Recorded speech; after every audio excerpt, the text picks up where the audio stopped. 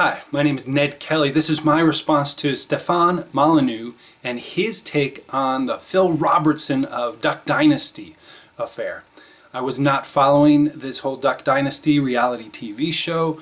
I did notice these blurbs about it coming up and people talking about it, but I wasn't interested in any of that. Someone I actually do respect, Stefan Molyneux, anarchist, libertarian, philosopher. So I did check out his take on it, which was yesterday, December 19th, 2013.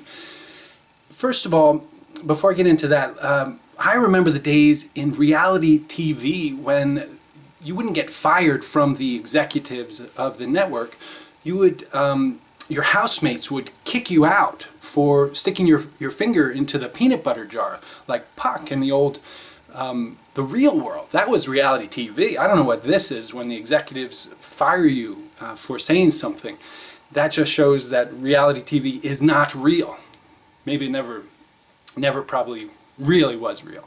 Anyway, Stefan in his video was basically asking, clue me in. How could people be condemning this bigoted, homophobic Phil Robertson for his anti-gay or homophobic remarks referenced in the Bible when they don't reject the Bible? How could people do that? He asked. This was basically Stefan's question, and I would like to respond to that, Stefan.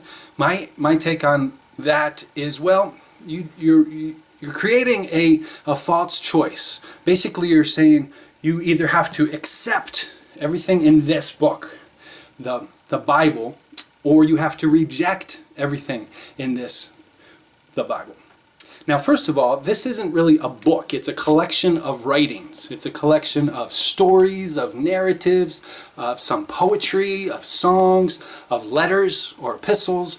And they're written by several different people, authors, through periods of time of thousands of years. In some of the cases there, one book or one story or narrative in here may have 2 or 3 or 4 different authors, and when it came time to kind of putting it together, writing it down from oral tradition down into a written version, maybe they condensed a few different authors, a few different writers and writings, and those things were written for different people in different settings for different purposes. So keep that in mind, and keep that in mind. That's what's taught. That's what biblical scholars accept and teach. There's no credible seminary or ministerial school out there that is trying to change history and tell people this was discovered, by somebody with bricks printed on bricks of gold or something.